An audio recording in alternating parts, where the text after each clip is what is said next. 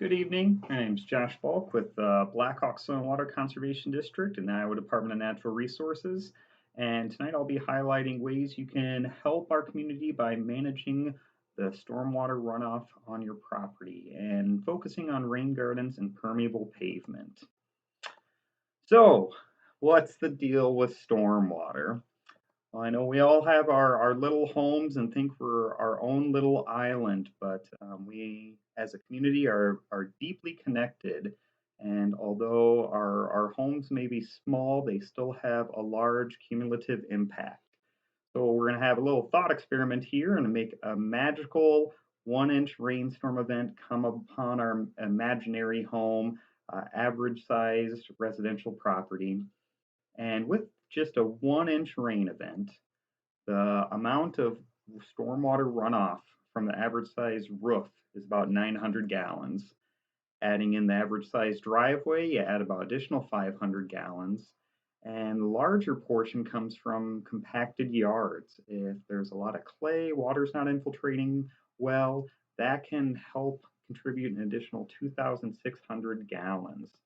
So in total, just from a 1 inch rainfall, that could be about 4,000 gallons of water running off from each house here in our community.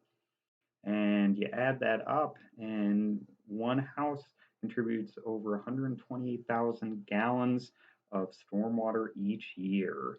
And that's where we really have those impacts community wide. You think of flash flooding, you think of water quality issues. But the more pertinent one that folks might be concerned about is when they have waterfront property that they did not intend to have. So we're going to talk about some of the solutions.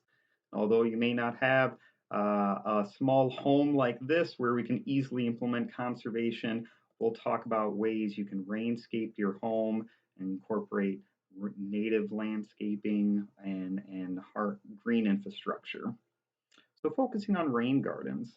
So rain gardens are really landscape features. They're bowl-shaped depressions in the ground where we direct water running off from hard surfaces and encourage it to temporarily pond and then infiltrate into the ground. And so we utilize native prairie plants to assist with that. And this can really be equivalent to basic landscaping and management that you'd have on your own yard, but it really helps beautify and get that have those additional benefits of water quality. So there's a couple different types of rain gardens. The first one's just a basic rain garden. So if you have high quality soils that water can actively infiltrate through, then the construction's pretty simple. We really just have to excavate out, maybe bring in some a little bit of higher quality soils, throw some mulch in there, and add some native prairie plants. But if, like a lot of areas, you maybe have water that doesn't quite infiltrate well, maybe it's compacted clay soils or something like that, we might have to do what's called an enhanced rain garden. And this involves excavating a little bit deeper, bringing in more quality soils, and having an outlet structure, usually a pipe to convey the water. So that way we don't have water ponding in these rain gardens for extended periods of time.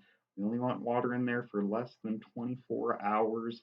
That way there's not any nuisance issues or damage to the plants in your soils.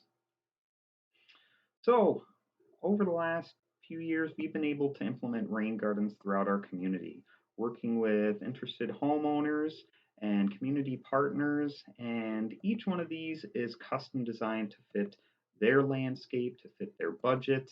And so some of these were done by the homeowners themselves. Some of these involved volunteers, and some of these were done by professional landscaping companies.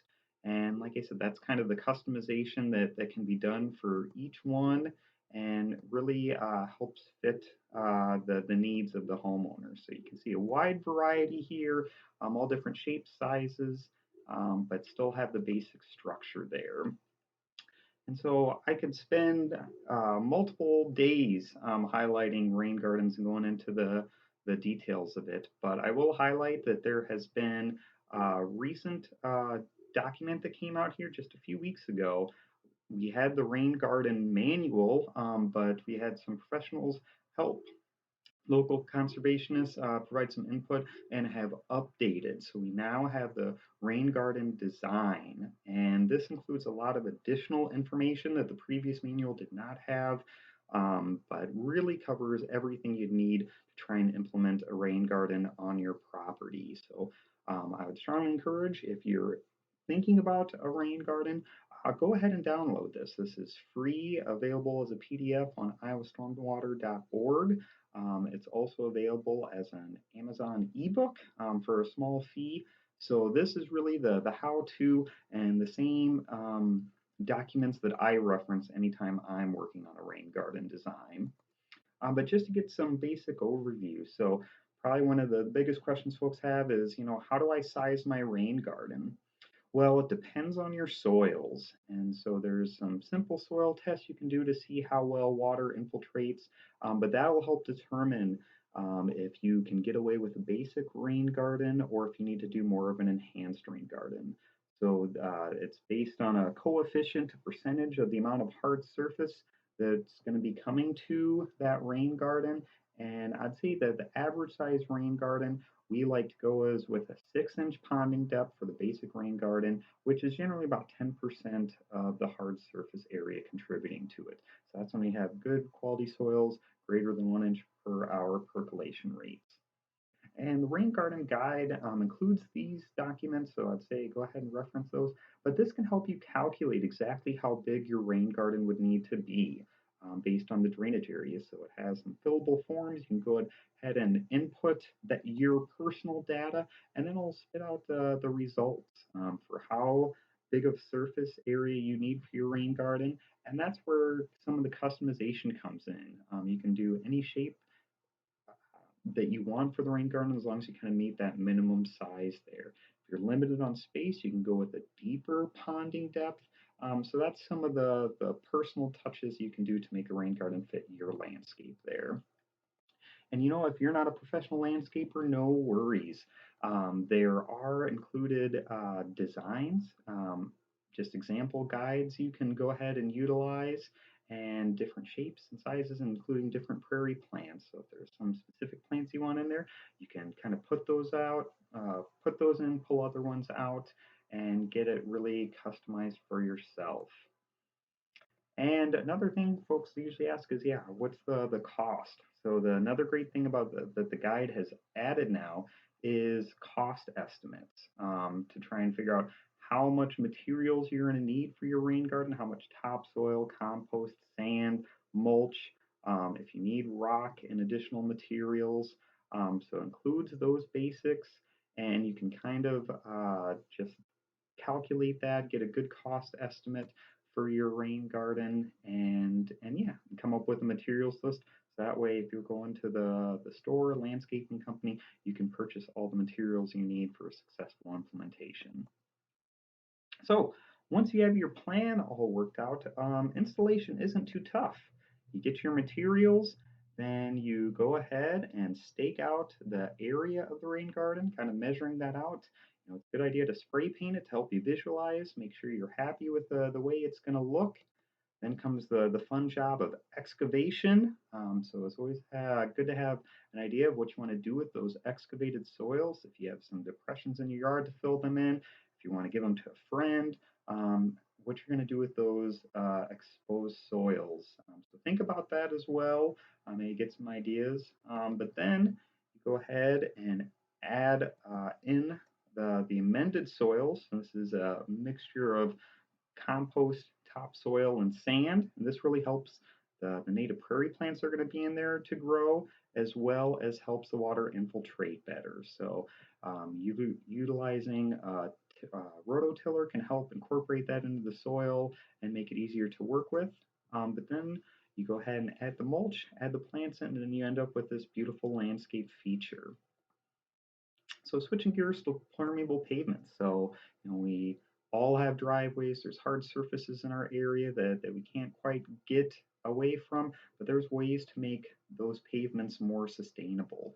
And so permeable pavement's a great option. It allows water to infiltrate through those cracks You can see in that upper right corner into a rock chamber underneath, and where it temporarily stores the water that's running off from the property and allows it to slowly infiltrate into the soils. So this does require higher quality soils to be a good fit. So that way it's not just a buried pool for water to sit in. But you can kind of see this is a cross-sectional image of the permeable pavement, that rock chamber underneath that creates that storage for it. So we do rock of various sizes just to try and ensure that it's even. That rock chamber is somewhat compacted, so that way we don't see any heaving and the pavement can stay level. And here are a few examples of driveways of homeowners that switched from traditional concrete to permeable pavement. And as you can see, these are attractive green infrastructures that are really helping improve water quality here. And yeah, in a very attractive way. And then I would also say there are options. You don't necessarily have to do pavers. You can do grass pavers if you have low maintenance area, maybe somewhere a back shed, somewhere you still need access to. This is a good way to reduce your input there as well. So I'm highlighting the local resources in the area. So I myself, as a watershed coordinator, am a local resource for you if you are interested in these types of practices. And my days are varied, but a lot of the time it involves paperwork to assist citizens like yourselves that are wanting to implement this type of conservation, whether that's design, assisting with paperwork, completing information, that can occupy quite a bit of time. So try and save that from you.